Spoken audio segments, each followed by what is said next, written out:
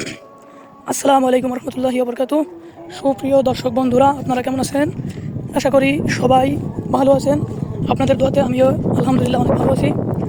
তো আজ আসলাম ফরিদপুরের সালতা থানার কলাগাছিয়া বিলের মাঝখানে। ফরিদপুর মানে আসলে পাট পেঁয়াজ, এটা সবাই জানে। তারই ধারাবাহিকতায় আজ আসলাম আমাদের বিলের সাইডে পাট পর্যবেক্ষণ করার জন্য। দেখুন, চারপাশে শুধু পাট আর পাট। মাঝখানে আগেও এই জমিতে ছিল পেঁয়াজ, পেঁয়াজ তোলার পরে পাট বোনা হয়েছে। দেখুন, শুধু সবুজ আর সবুজ, কোথাও কোনো অন্য ফসলের চিহ্ন আপনি পাবেন না, শুধু পাট আর পাট। তো পাট নিয়ে কিছু কথা না বললেই নয়। দেখুন, পাটের বয়স হয়তো 1 মাস কিংবা তার বেশি কম হতে পারে। তারই মাঝেই পাটের গায়ে দেখুন ছটকা পোকা লেগে গেছে। এই যে পাটের পাতা দেখছেন খেয়ে কী করছে, এটি খুবই মারাত্মক একটি পোকা। পাট বড় হতে দেয় না এবং পাটের পুষ্টি নষ্ট করে দেয়। পাটের এতটুকু বয়সে যদি পুষ্টি নষ্ট করে দেওয়া হয়, তাহলে এই পাটটা অনেক পিছনে পড়ে যায়, সময় মতো বেড়ে উঠতে পারে না। যার ফলে আমাদেরকে সতর্ক থাকতে হবে এবং নির্দিষ্ট ওষুধ প্রয়োগ করতে হবে। যেমন আমরা এই ছটকা পোকার জন্য বাজারে যে সব থেকে জনপ্রিয় যে ওষুধটা পাওয়া যায় সেটি হচ্ছে ভিরতাকো।